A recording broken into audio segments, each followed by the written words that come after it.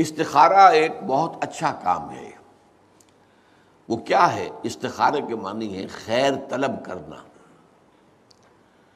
اور اس کی ایک دعا ہے جو اللہ تعالیٰ نے، اللہ کے رسول نے سکھائی ہے صحابہ کو، اور صحابہ یہ کہتے ہیں کہ ہمیں اس طرح یہ دعا اللہ کے رسول نے سکھائی جیسے قرآن سکھایا، یعنی اتنی اہمیت کے ساتھ۔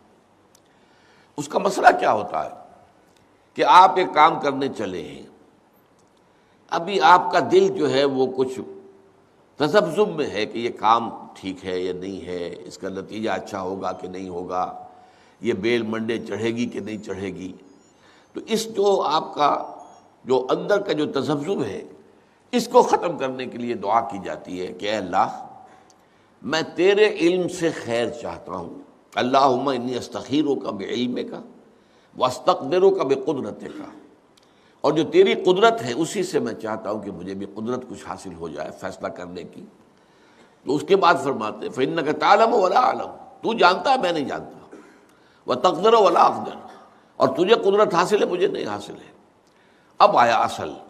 اللہم ان کنت تعلم ان ھذا الامر خیر لی فی دینی و معاشی و عاقبت امری،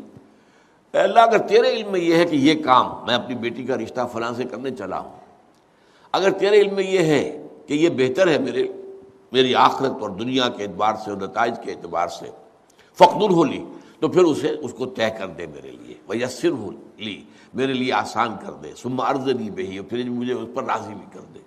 وَإِن كُنتَ تَعْلَمُ، اگر تو یہ جانتا ہو، تیرے علم میں یہ ہو، ان ھذا الامر شر لی فی دینی وعاشی وعاقبۃ امری، کہ یہ کام تو میرے لیے شر ہے، اصل میں مجھے نظر تو نہیں آ رہا نا، میں تو شارٹ سائٹڈ ہوں، تو جانتا ہے کہ خیر ہے یا شر ہے۔ اگر یہ شر ہے تو اسے پھیر دے، مجھ سے دور کر دے، اپنی قدرت سے اس کو ہٹا دے، مجھے اس سے ہٹا دے، اسے مجھ سے ہٹا دے۔ وَاقْدُرْ لِي الْخَيْرَ حَيْثُ كَانَ، اور جہاں سے بھی ہو مجھے خیر عطا فرما، ثُمَّ أَرْضِنِي بِهِ، اور پھر اس پر مجھے راضی بھی کر دے۔ یہ ہے دعائے استخارہ، اللہ تعالیٰ سے فیصلہ چاہنا۔ اس کے بعد اللہ تعالیٰ جو ہے انسان کے دل کو جما دیتا ہے کسی ایک رخ کے اوپر۔ اب اس کی جو باقی ہمارے ہاں جو ہو گئی ہے شکل کہ کوئی خواب میں آئے، کوئی نشان نظر آئے، یہ کوئی استخارے کا حصہ نہیں ہے، یہ اس کے اندر اضافی چیزیں ہیں۔ لیکن یہ ہو سکتا ہے کہ انسان رات کو جو ہے 2 نفل نماز پڑھے